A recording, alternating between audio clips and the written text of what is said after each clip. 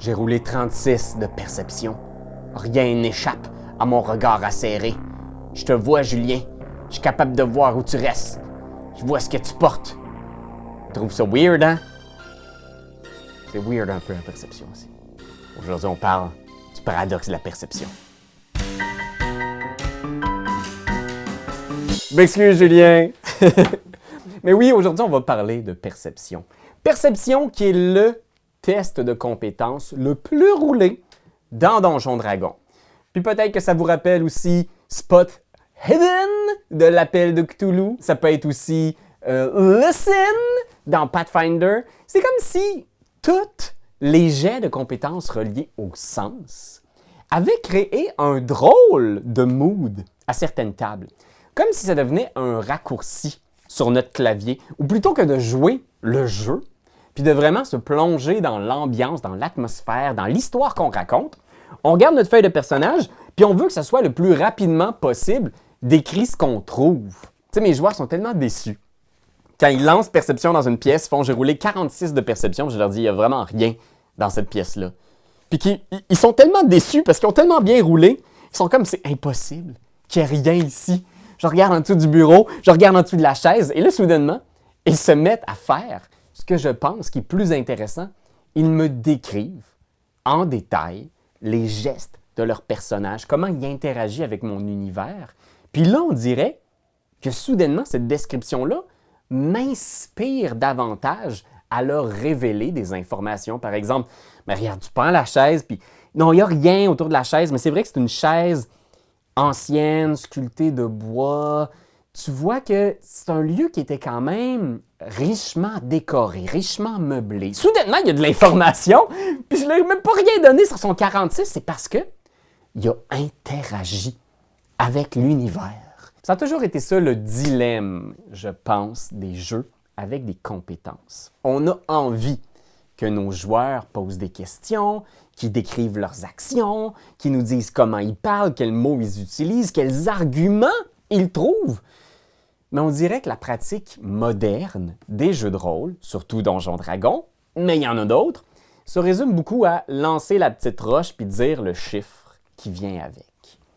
J'en ai parlé dans une vidéo récemment entre la chance et les choix, mais je pense que perception, c'est l'exemple parfait de ce problème-là.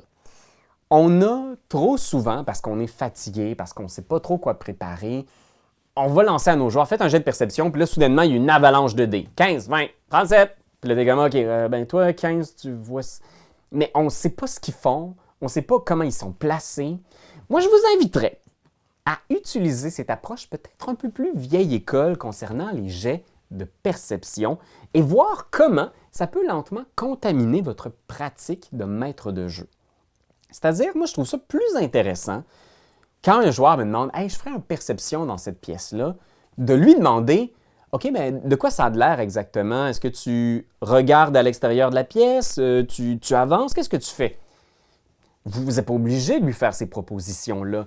Mais moi, ce que j'aime, c'est de lui mettre la table pour qu'il me dise des mots, qu'il fasse naître des choses imaginaires avec ses paroles.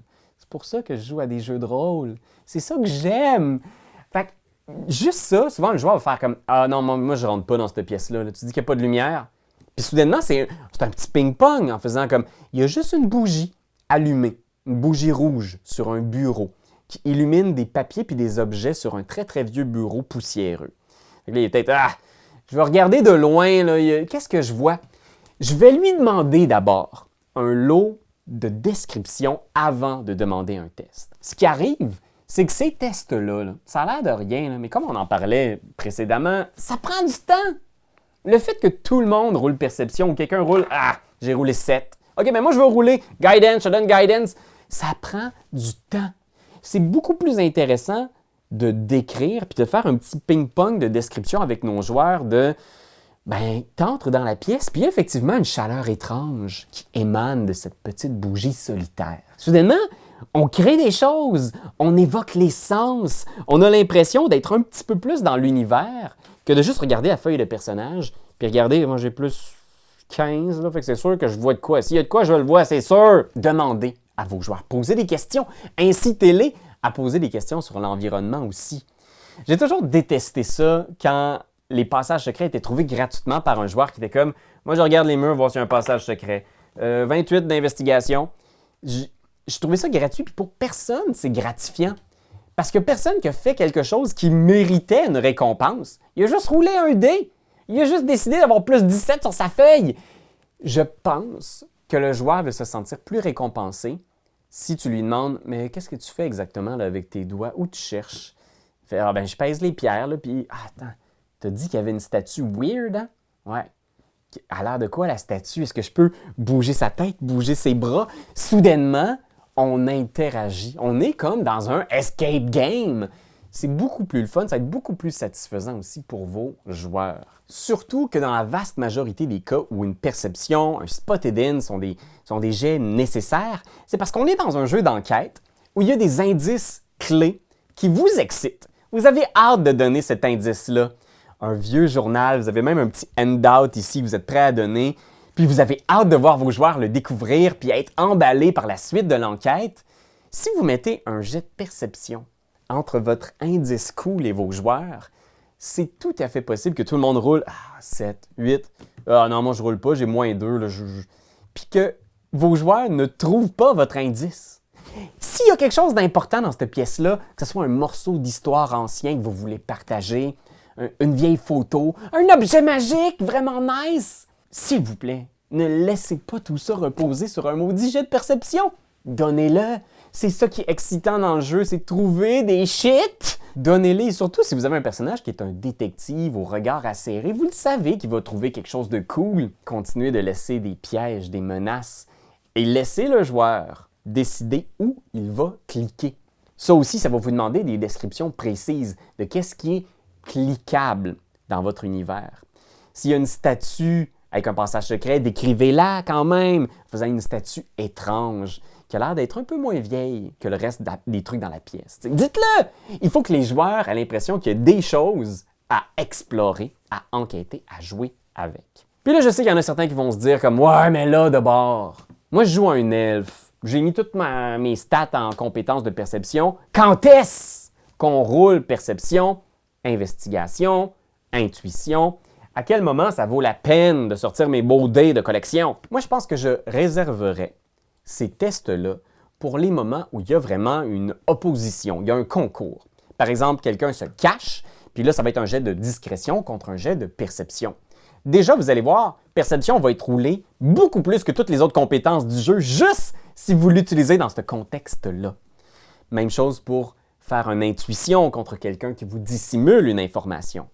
Vous n'êtes pas obligé, si quelqu'un roule 28 d'intuition, lui dire « Ben, tu réalises que c'est un loup-garou, puis c'est lui le traître, puis tu as résolu toute l'histoire, puis toute l'énigme. » Non!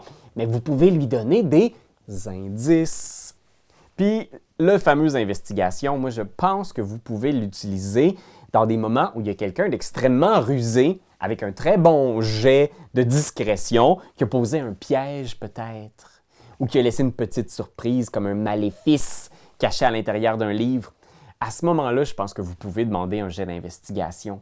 Ou pour avoir justement un indice sur qu'est-ce qui s'est passé ici, mais de grâce, ne donnez pas toujours tout cru dans le bec, parce que le jeu, le plaisir, c'est aussi d'interagir avec toutes les personnes qui se sont déplacées pour être avec vous autour de la table, virtuelle ou non. Fait que moi, je suis curieux, comment vous gérez perception et les sens dans votre partie? Est-ce que vous demandez systématiquement des jets de perception? Sinon, vous en roulez combien par soirée? Est-ce que vous avez l'impression maintenant que ça a fait comme plus de sens de rouler perception pour voir s'il y a quelqu'un dans la pièce? Je suis curieux d'avoir votre avis là-dessus, fait que laissez dans les commentaires votre façon de gérer cette compétence. Puis d'ici là, je vous dis, n'hésitez pas de vous abonner. C'est très simple, il vous suffit de réussir un jet de perception pour découvrir le petit bouton qui se trouve juste en dessous de l'écran. Non, s'il vous plaît, interagissez avec, là, c'est juste là. Ça nous aide. Je sais pas, j'ai réussi mon jeu de persuasion.